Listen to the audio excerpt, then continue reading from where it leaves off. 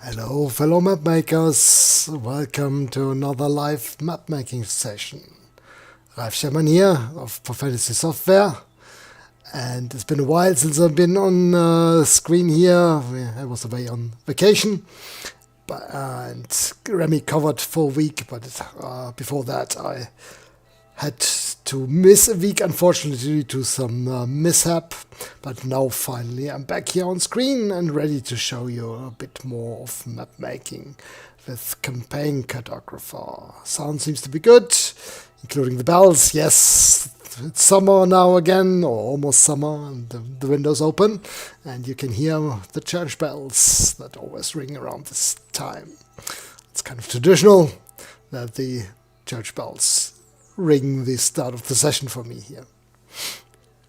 I see quite a few people in the chat. Thank you very much. Nice to see everybody around, and hope you'll enjoy tonight's map making. So what do we want to do tonight? I'm looking at some city mapping, since I've done a lot of overland mapping and dungeon mapping recently, and wanted to have another look at cities and towns, and specifically smaller scale stuff, like if you want to do a village with lots of greens and a natural landscape around, like with the Simset 5 Cities of Schley style. We also had a request for someone who was interested in seeing how to use that to map coastlines, so the edge of rivers and ponds and stuff, and how to make that look nice. And we can do that here tonight and see what we can come up with. Alright, so let's get down to mapping. As usual, before I forget, if you have any questions during the session, please put them in the chat. We've got a lot of knowledgeable folks around there who can help out, and I might be able to show stuff directly on screen, so will relay questions to me so I don't miss them in the chat. And also, if you do like our content, do give a like and subscribe to the channel. That's always welcome. Alright, so let's see how this goes. I've got an example map from Simset 5 up here, but we want to start our own new map.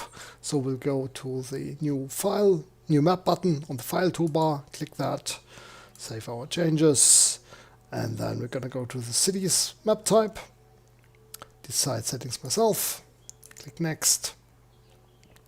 And let's look, we are here at the Simset 5 styles already. I can see it's the example map here is much more aimed at a city, urban landscape, while the one I've got on screen is more village, like we're going to do tonight. And then I'm just going to click next and can set my size here. For a small village and a small area that I can mostly map in a mapping session like this, we're going to do something smaller than the default. So we're going to do a 500 feet by 400 feet map. I'm not going to put in a map title or anything in here. We can always do this later. Click finish, and then I'm going to save the map. If I find my video folder, there we are, Fantasy Stream. And save this as my map. Alright, here's our blank map, and as you can see, the default background of the Simset 5 style is a land area, so green grass, as you can see here, while for overland maps is most often the default is the sea background. So we're working a little bit the other way around here. Specifically, if we want to do some water areas, we're going to draw in the water areas and not draw the land areas on top of the water. Doesn't make that much of a difference in just drawing them, but it has some nice or significant differences in setting up terrain and things, which we'll see later. So what's my idea? Always good to have a general idea of what kind of map you want to do. So I'm thinking about of a marshy delta area, like mangroves or swamps with a little off-the-grid village, perhaps some smugglers or a pirate village even, or just some harmless fishers or people living out there in the swamps. And we want to show that by doing quite a lot of water area to start with, little waterways and pools and perhaps a coastline. So let's see how we can do that. The buttons here on the standard toolbar are mostly concerned with roads and buildings and stuff. So for terrain, we always have to click the All City Drawing Tools here. And then we are gonna scroll down, and here's our water areas. Also, let's start off with a default water area and just perhaps create a bay or something where a river might run into. And let's draw this here. So let's do a little inlet here where the village can be on the edge of, and then we're gonna attach the water area here to the side, and there you can see our coastline, and you can already see the sheet effects do a little bit of work on the edge. It does darken the outside edge and the inside edge as well with different colors, a darker blue on the water inside and then the greenish color on the outside here. And it's already done a bit on the edge of the of our water here, but we can certainly improve that a bit and make it a little bit nicer later. But first off, I do want to create a river and some streams and some arms of the river where it runs into this bay. And for that, we'll just go into the tools again. And here we've got these different streams. I see we've got a 10-foot stream, 5-foot stream, and one with current width. And I wanted to show you the current width. So just click that. And the current width is 0, but I want to create something quite a bit wider. One fairly substantial waterway, and do a 20-foot wide stream. Okay. And I'm just going to start off here on the side of the map and draw in here. And the nice thing with this overlap here in this style is because we've drawn the water on top of the land, we don't need to match the river end exactly with the edge. It just overlap is just fine. If you take a close look here, can see the edge here where the two fill styles don't quite align, but on any significant zoom you'll hardly see that. You can always make it a little bit nicer normally if you send the river back. So to send to back command, select the river, press D for do it, and now you see that's the edge of the rounded edge of the coastline is the one that's visible here. Another little thing, the tool is set to limit itself to the map border, which might not, especially if you don't have a straight alignment here. You can see we have this little overlap here. That's something we might not like. The easiest thing to avoid that is actually in the tool. If we go in here, uncheck the restrict to map border option before then you can just start a little bit outside the map border. I forgot to do that here, so I don't want to redraw my stream. So what I'm going to do instead is I'm just going to stretch the point here a little outside the map edge. So I'm going to do reshape stretch, select my river, do it, select the endpoint here. Why am I doing a stretch and not just a node edit? That is because where we've got the limit of an entity to the map border, there can be several nodes on top of each other, and with a node edit, we'd only grab one of them. This way, I'm just going to turn off snap and move this a little beyond the edge here, and there we are. And we've got no visible gaps here anymore.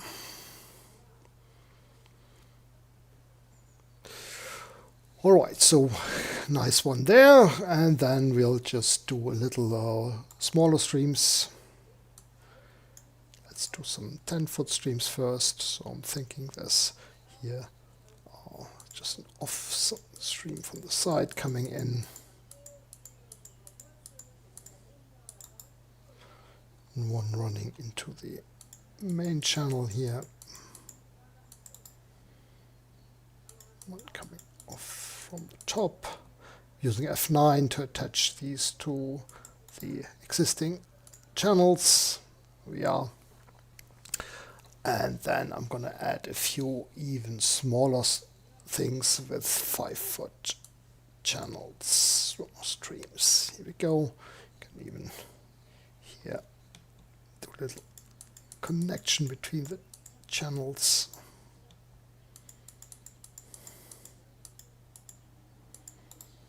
There we are.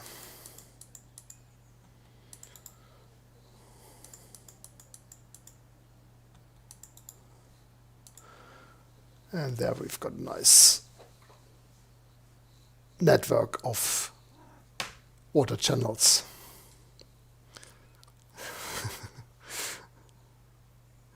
All right. Okay, so just checking out a bit of the chat here. Sorry about that. I should do that when I'm not planning on commenting on it, because that's not going to be anything useful to any viewer. But I'm also want to add some pools here. So for that, I'm just going to grab the water default tool again and draw just a few small pools here on the map. Here see we've got the edges here of the rivers again. So what I'm going to do is I'm just going to cheat a bit and draw the pools on the edge here, so we don't see these gaps as such. Same here. I should listen to my own advice and have unchecked the limit to web border option there. There we go.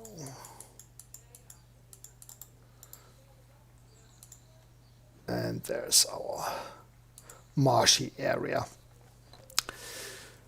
with some pools and little streams and crisscrossing. And now we just need to build the terrain around that. Perhaps we could perhaps start with just, I like to, for some reference and size comparisons, it might be nice to just put a house, a simple house on the map. So to have a center point. So we could start with a shingle house, or we could go for a little village like this. I always find the thatched house is quite fitting. So I'm just going to have a look here, see these little plus button icons means there's a group of symbols behind the one house. These are all the simple, there's just two of them, the little hovels, or for the little bit larger ones, the next group. So I'm just going to grab this one here, and I'll just put a first building somewhere here, just a bit as a bit of a reference. There we go. That's my first house, and I'm planning to add the village here around this area, basically. Or perhaps I could just start by that and doing some of the buildings here. So I want to have something larger, something a bit like a village hall, or even a small inn or something. So I'm going to grab this building for that. Put this here. Oops. Can of course scale and rotate these, set them back to normal here, normal size. And then another building here. By holding down Control and Shift at the same time, I can rotate the symbol.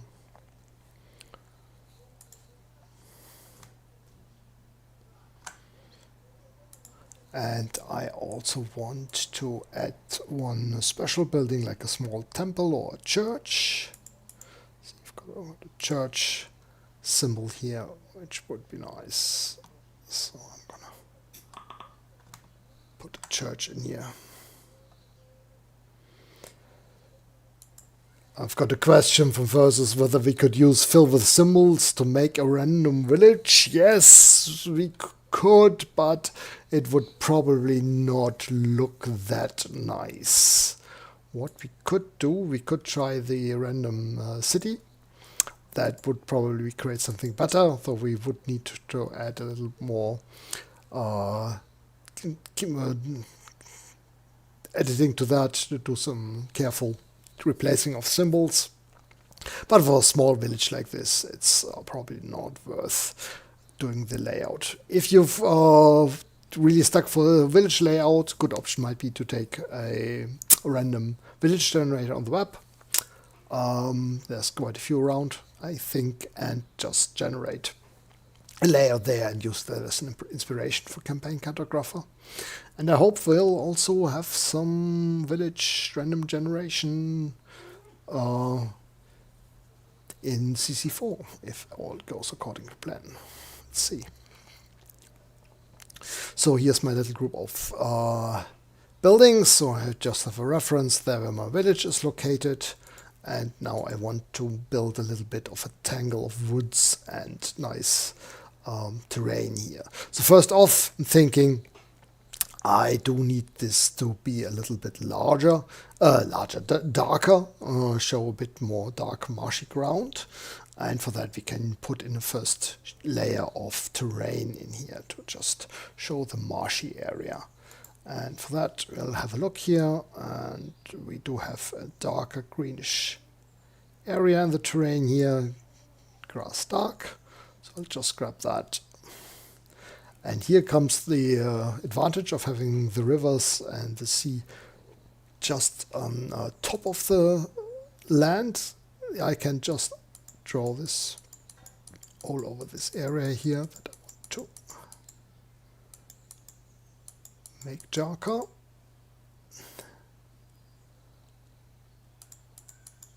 And just cross the water wherever I feel like it.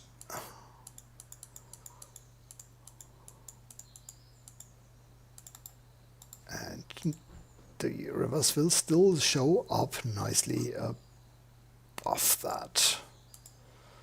So we already have a bit of a darker greenish area here. And if I want to offset the pattern a little bit more from my lighter background, you see it's the same size of pattern as the lighter green. I can always go in and use the extract properties to get to my fill style here. That's the terrain grass dark. And if you just make this scaling a little bit larger, so like 50, the bitmap scale to 50 foot square instead of 40 foot, and see we've got a little bit of a different, the pattern does look a little bit different. It also creates some transparency acne, it seems here, if I looked at it correctly. Oh, but not much. You've got this little overlap of same colors on top of each other, and there are little gaps appear because of the sheet effects issue with where colors or same color pixels overlap. But this is more of an advantage here because it makes it even look less regular. So I'll just keep that and not bother about that. But what I also want to create is a little bit of a brown mud area around the river mouths and where the village is. Yes, Bill is already inspired, coming up with story ideas, and I quite like that. That's good. Good map should always inspire some creativity in stories. Alright, so I want to create a mud area. For that we do have different textures, one specifically mud, so I'm just going to use that.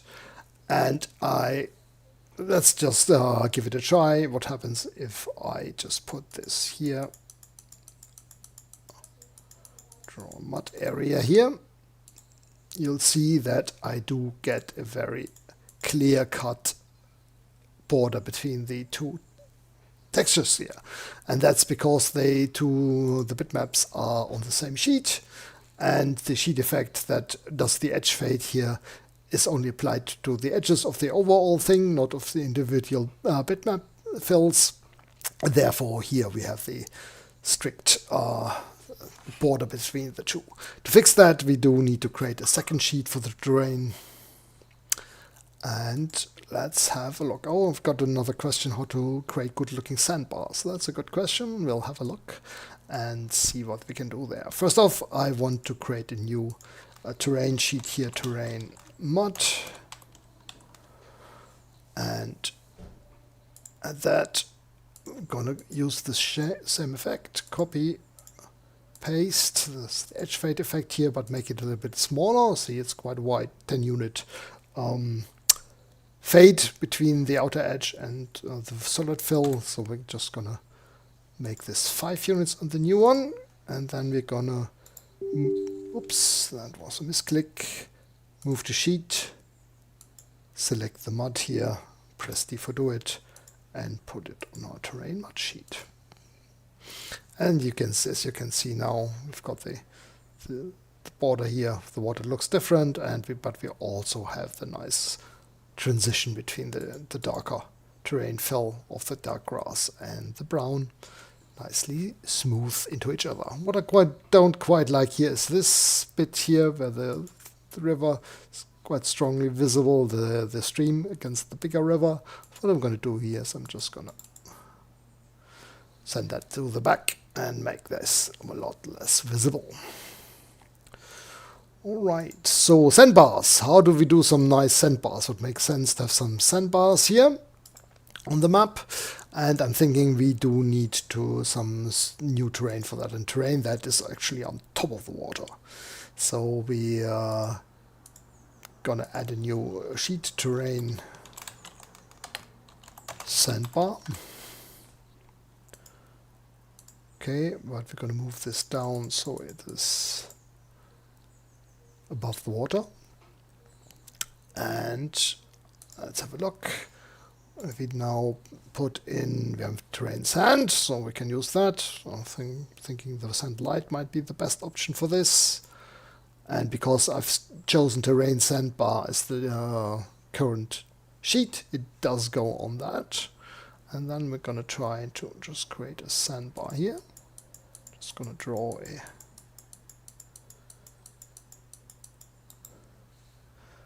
okay, so shape seems to be fine to me, but it won't look much like a proper sandbar here at this point, because we have no sheet effects on this. So what can we do to make this look more? We can make it a little bit submerged, so we'll see the sand a bit of the edges by applying a bit of a sheet effect again. So I'm gonna grab this edge fade, copy, paste, and let's make a 3-foot transition there. Okay. Also, we already have a little bit where the water overlaps the sand. Well, it looks good. And what we also might want to do, if we wanted to give it some depth, we might try to apply a little bit of a bevel effect on that to give it a little bit of a smooth 3D look.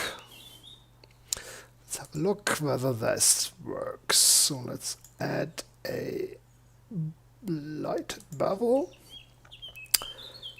The bevel size should be large enough so oh, actually, do we want to leave a gap in the middle? Let's just try the 5 units to start with.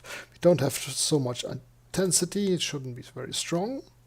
Lightning base, it's good. I do not want it concave, but I do want to have a quite strong smoothing, because it's not going to be a sharp bevel. And let's have a look how that looks. Apply. And see, that's already marched too strong here. We get the general idea, but this is clearly too strong. So we're gonna just make it 25% intensity, make the lightness base larger. See, that's the base color basically here we are doing. We might even make the bevel size smaller. That's a bit too small. Like that. Quite like that. Lightness range is how dark the darkest and the lightest bit is.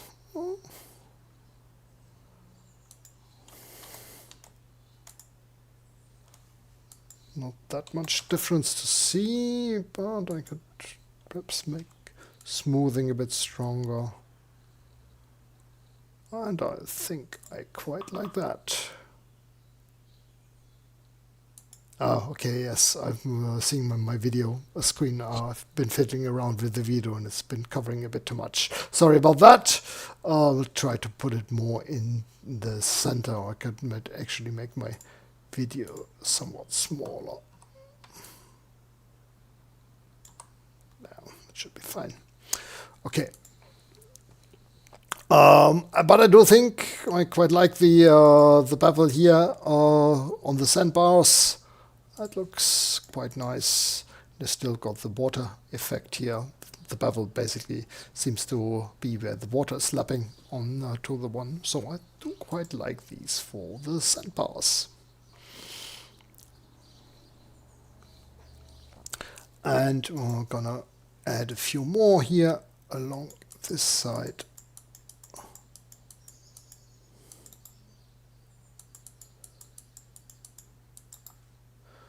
And just a little bit down here. And there's our sandbars. So one thing we also want to do is add a little bit of water contour, to show where the water is somewhat deeper. For that, I'm just going to go to the water tools again. And choose, do I have a water contours? No, I've just got the darker water.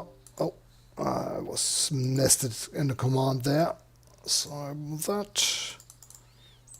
Dark. And I can go to water river contours. And now I'm just gonna draw the deeper channel here.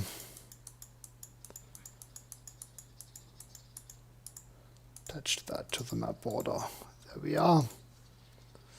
And if we want to make this a little bit smoother, we can always also make the... Did I actually put that on there? I don't see any here at the moment. Let's have a quick look. Did it put it on the water? Yeah, it did put it on the water rivers after all. Move to sheet. So we're just going to put it on the water contours. But because the map is fairly small, I'm going to decrease the size of the edge fade effect on that, so the whole thing doesn't just vanish. And there we are. And there we've got the deeper part of the water there. All right. So that's quite nice. So I do need a little bit of road now. So let's have a look. Or more path. You would probably not be, couldn't call it a road. So we've got a tool for this here. So I'm going to right click the default road button. And I'm going to grab the polygon version first and basically build the village square with that. There we go. A bit of a path running along the back of the church here. And there's my village square. And now I'm going to put in some paths leading away. 5-foot dirt path going from here, from the side of the church, up north. Then I'm thinking we probably have a path running along the coast here.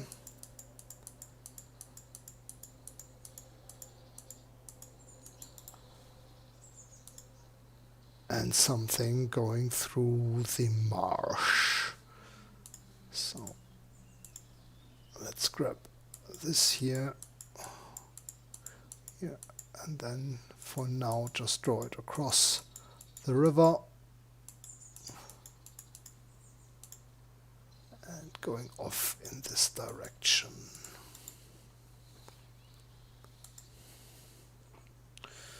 Okay, then I'm just gonna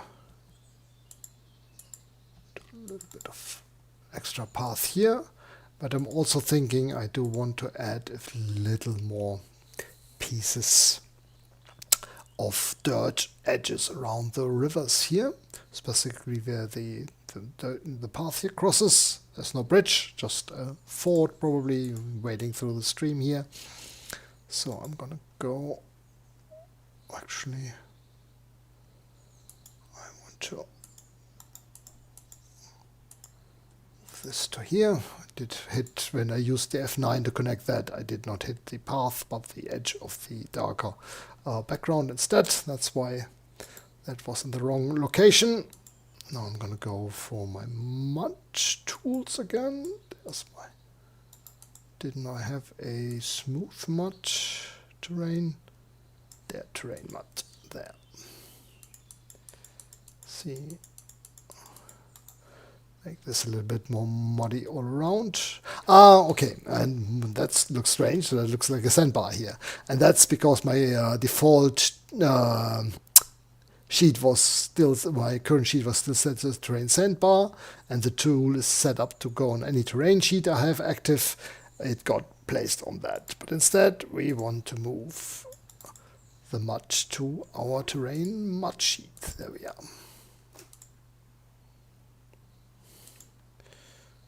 Okay. Want to do a few more pieces here along this transition and a little bit here along the river. Just to give the whole thing a little bit more variety, but not that everything is just dark green background. Cat is here. Say hi, Asa.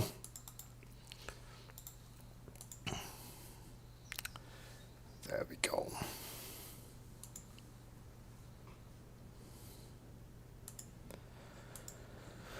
All right, so let's have a look and actually fill this with some symbols now.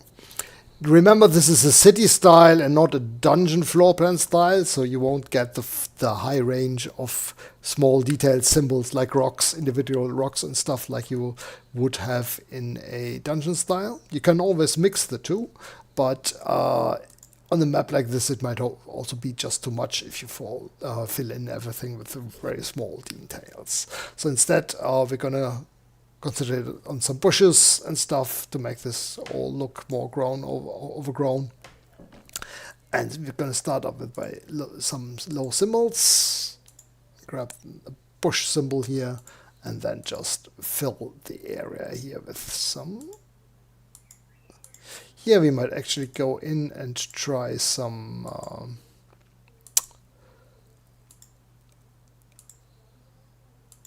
area fills perhaps, although no, I'm gonna stick with individual symbols here because we've got so much overlap of rivers and stuff. I can't really fit in very large areas sensibly with the symbols anyway, and this way I have a little bit more control. This is just the low brush anyway. And we've got the randomized effect from the symbol group. And building a nice, basically the vegetation in layers goes a long way to make the edge of nature areas like this look sensible and nice on the map.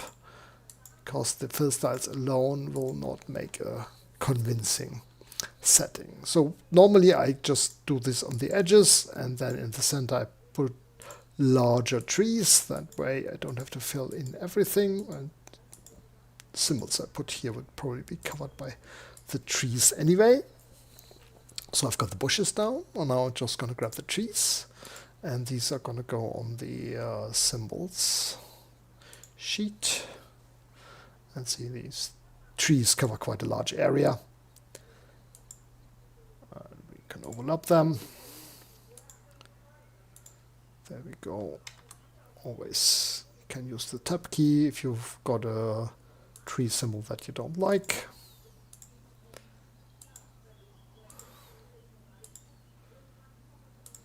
There we go. Put a tree here. And then if you've got stuff like very large trees that you want to have overshadow the other symbols, you can always go to the symbol size sheet, go to the specific symbols you want to place, and put that on top of everything else. There we go.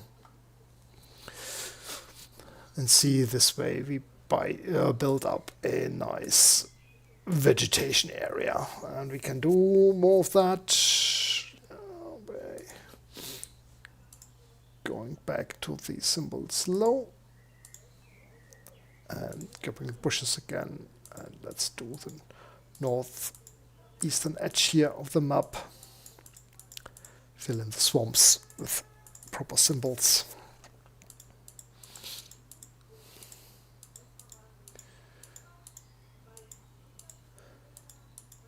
Do some overlaps, don't sprinkle everything individually. You can always put some in the middle, perhaps see that they show a little bit underneath the trees. That always looks nice. But in general, we'll keep the larger center areas for the trees and not bother putting too many symbols there.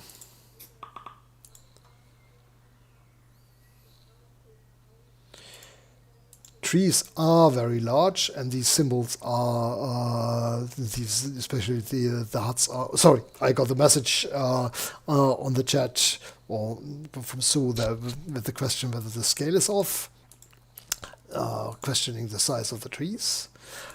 Basically, the thatched houses are pretty small. You can see the church is significantly larger despite being just a small church. And these are meant to be large trees, so therefore I'm not sure it's 100% correct. Depends, of course, on the size of the trees. Trees can be all kinds of different sizes, but the size is all the same, size 1 for all of them. So this is as intended. But if you don't like it, you can obviously always rescale things and make the trees smaller or the buildings larger. Perhaps some of the thatched huts are really only huts, and if you want to show larger thatched buildings, you can just scale them up.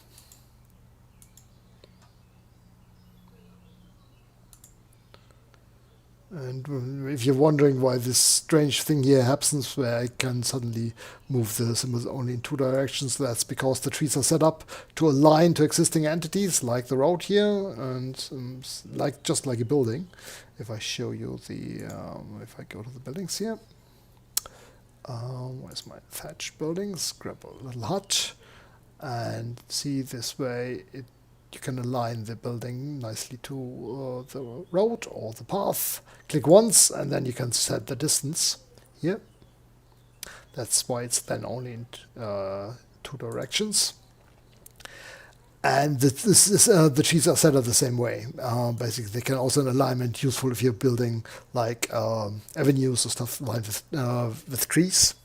It can be here they align just to the streams and the paths, or even the edge of the map if you click them here. If you want to turn this off, not use these smart symbols, you can always go in here, right click, go to the symbol parameters dialog and disable the smart symbols. That way they will not do that anymore while you've got this option. Edit. There we go. The only thing is it will also turn off the random. Oh, actually, I think what I should do is disable the smart tracking. Disable smart symbols is turning off the random stuff as well. I think if I turn off smart tracking, let's have a look. Also doesn't do that, but it still does the random selection. Yeah, that's the way to go. If you just want to turn off the alignment to the other entities, just uncheck the smart tracking option.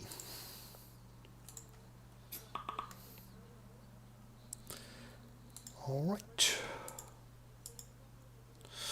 Pretty nice. So we've got the swampy area, the forest here set out. And now let's have a little more look at the vicinity of my village here. What we still need, despite it's probably being a fishing village, sorry about that. They'll probably have some gardens, some little fields, as far as they can grow something in this soil here. And so we've got some tools for that as well, as you can see here, in different directions. So let's just put in a few strips of fields here, like this.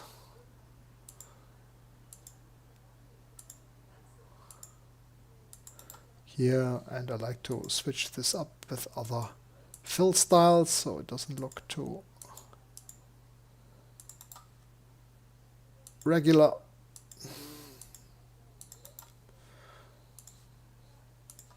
Light grass field here.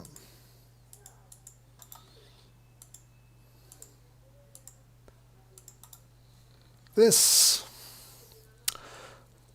Let's see, the fields also seems the edge fade is perhaps a little bit too strong here for my liking.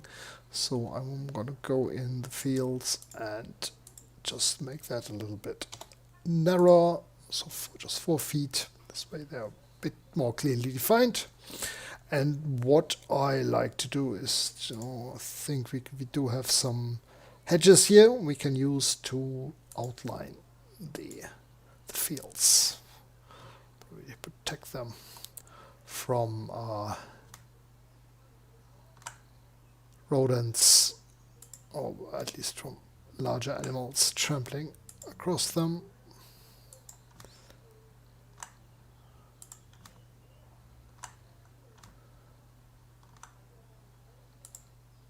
There we go.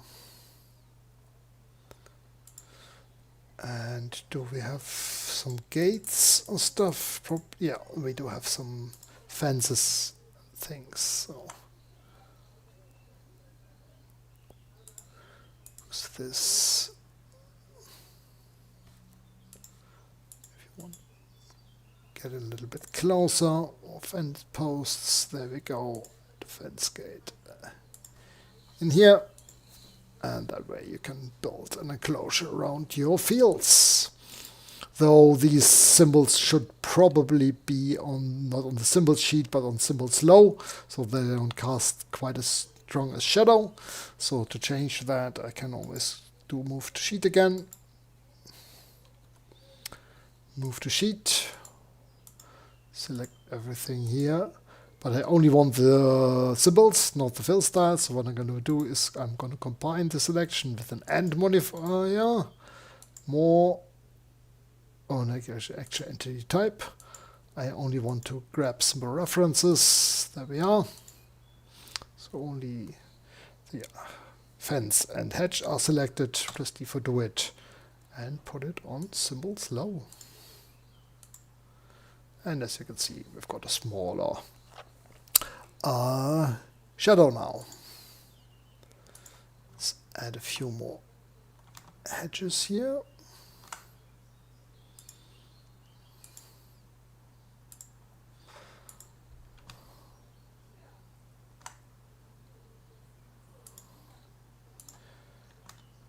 There we go.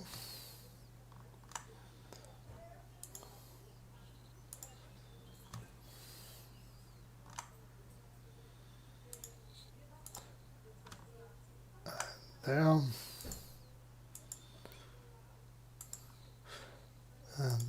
go to my fence again.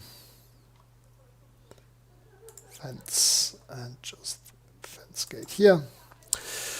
And what I'm thinking, I should probably not have, I could of course put a fence around this field here like this. Doesn't make much sense though. It's because you wouldn't spoil all the stuff around. You'll probably have these next to each other. So what I'm gonna do is I'm just gonna connect these pieces here like this. So I don't need any doubling up of the edge side of the edge things. What I can do now, of course, is I can actually make this a little bit larger. So if I want to not only have the center light like that, so I'm going to go for the fields, turn last light, and just draw this quite a bit larger. There we go. And I also want to add one more set of thinking I could try the no, it doesn't really fit together, so what I'm going to do is going to do this instead and just connect them this way.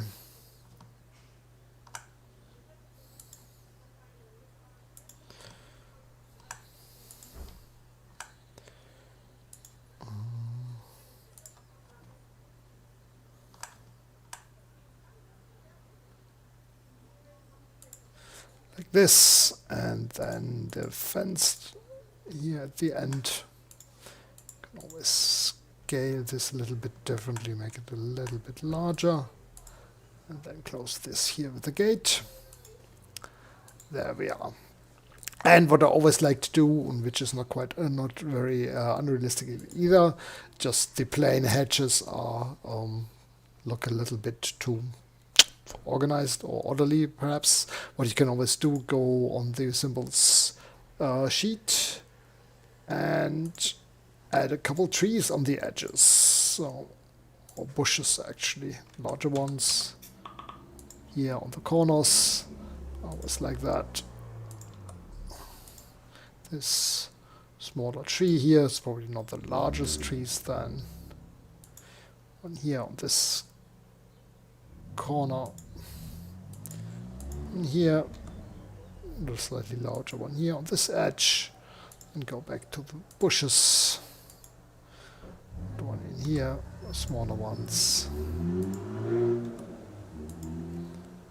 and you might even put a tree here somewhere more in the center on the edge, and this way that looks quite a bit more natural and grown over time.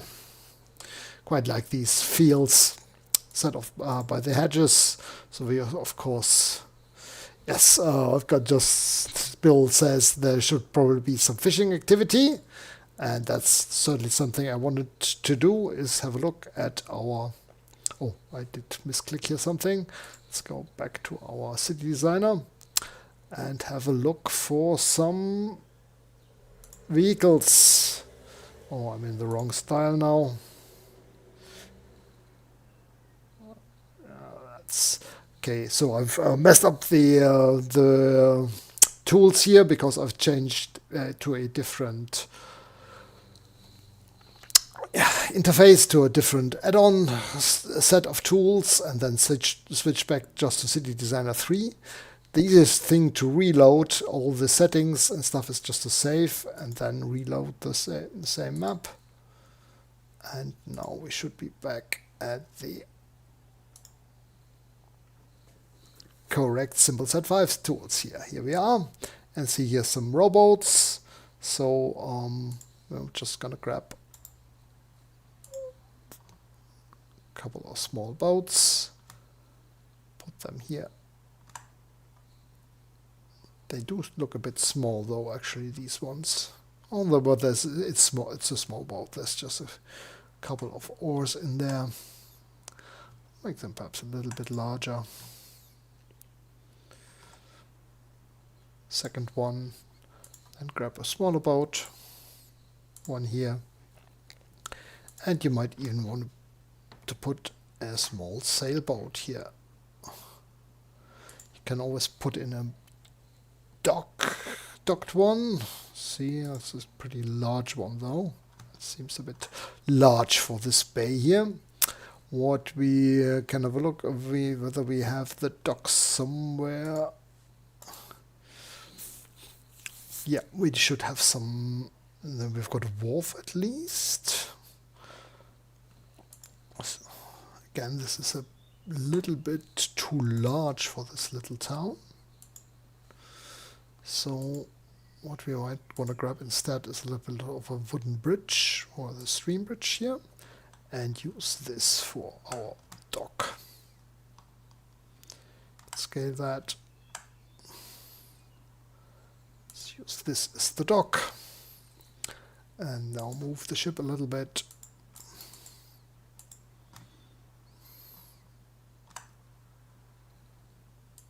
There we are. And there's our little bit of fishing activity. Probably also expect stuff like racks for drying fish or drying net on the edge of the village there, but I fear I don't have anything like this here. We do have some wagons and carts, so it's always nice to put a cart somewhere next to a building. Here we go.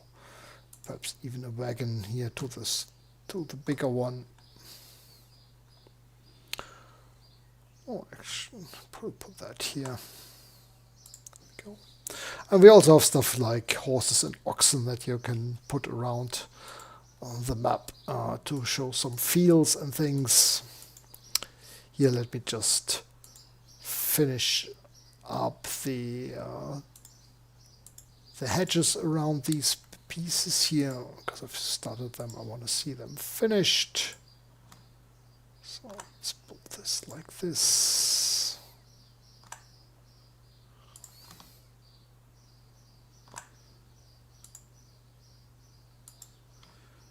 There we go.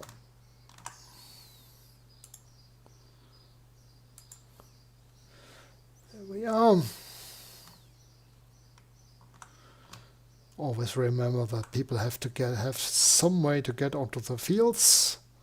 So don't close everything off by hedges. That would not make much sense. There we go. Let's remove this. Grab a bit of fence posts. And the gates. Oh, gate here. Gate here. Gate here. And now I also want to fill in this bit with some extra color. So I'm going to grab the field again with a darker green. And I think I've put the hedges and fences on the wrong symbol sheet again, not putting them on the low sheet. Yes. So let's do that. As always, inefficient. Here we go. Grab the fence symbols, combine and entity type symbol reference, do it and put it on symbols low. There we are. Now the fence is also properly below the tree again. And grab the trees, smaller tree, set to normal. One here, and some, oops, bush.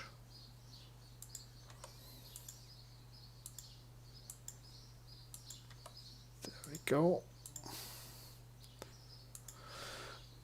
And there's my fields completed at this edge of the village. And I would now probably go down here and start building some stuff like more vegetation, or perhaps we can think of something else on the lower edge here. Let's actually complete this up here with a little bit of extra on the corner here to just complete this corner of the map. I'm thinking this might go to a more sandy area, going into dunes. So we'll add a little bit of sand terrain here. So I'm gonna go for the sand, but this time I'm not gonna put it on the sandbank terrain. Instead I'm gonna stick to the default here, and I think I'll leave a little bit of edge around the path, and just start off with more sand here.